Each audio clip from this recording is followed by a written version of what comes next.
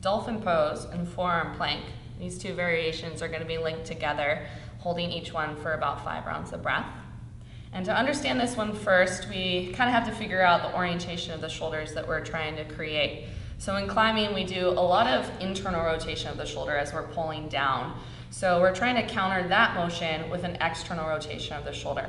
So if you imagine you're holding something in your hand, if you're turning your thumb behind you, shoulder is externally rotating.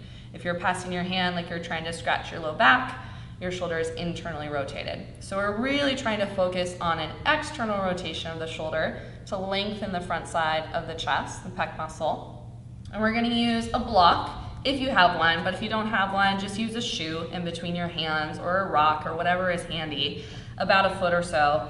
And you're going to hold the block. We'll eventually do this on the floor. We're going to be holding the block, resting it on the ground with your fingertips, your pinky finger, to the edges of the block. Your palms are going to be facing up and your thumbs are going to be trying to press towards the ground. So the tendency here is that your shoulders are going to do this and your palms are going to want to close around the block. So you're trying to force yourself to keep the palms turned open and also opening up your hands. So we're going to be laying the pinky fingers to the floor, forearms to the floor so that the forearms are parallel, and that's going to put our shoulders into a really stable external rotation as we work into our plank poses, our forearm planks, and our dolphin pose. So I'll just demo the two shapes briefly. The first one, starting in a little tabletop shape, pinky fingers, forearms parallel, thumbs pressing down, and walking your feet back.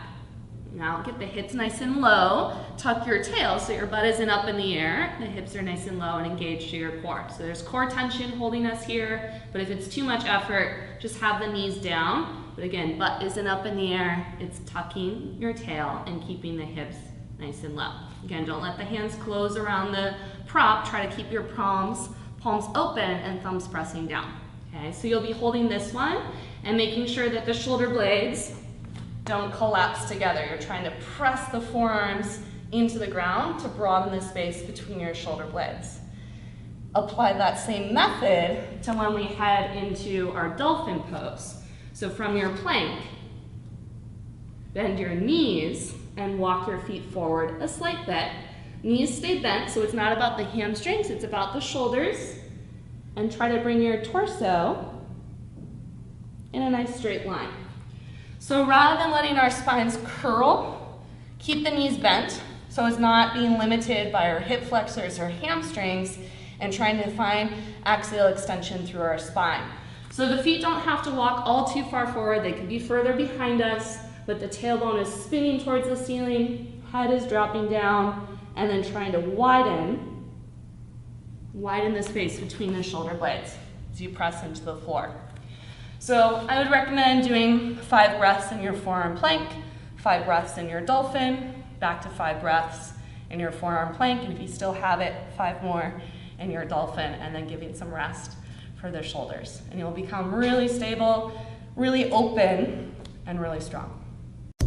All right, hello, my name's Alex. I'm Aubrey.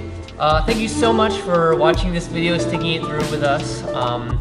Hit the subscribe button if you want more updates on future climbing training progression videos. You can always find 15 minutes to do something that's really therapeutic, really helpful to help your climbing through a simple progression of postures. So that's what we tried to create. Absolutely. High five.